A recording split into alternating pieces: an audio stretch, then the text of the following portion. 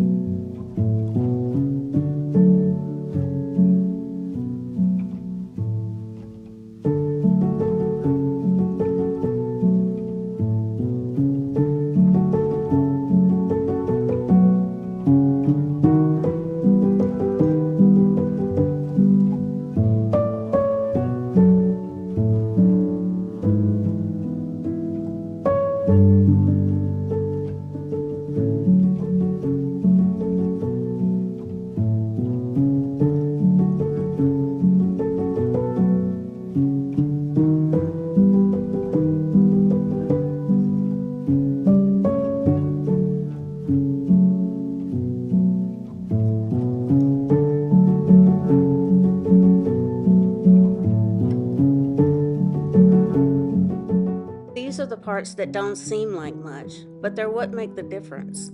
The curtains soften everything, the rug grounds it, the cushions make the swing usable again, and suddenly it starts to feel like a place.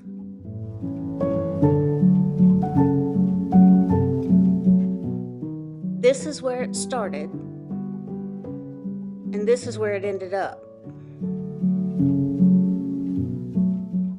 And the difference isn't just how it looks. It's that I actually use it now. I come out here, I sit, I stay longer, and it feels like a part of my day instead of just something I walk past. I think that's what I'm paying attention to more now. If I'm not using a space, it's not done yet. And that finally feels like it works. Thanks for being here on The Art of Living Solo, where home has to work in real life. If you will, please like, comment, and subscribe. It really helps my channel.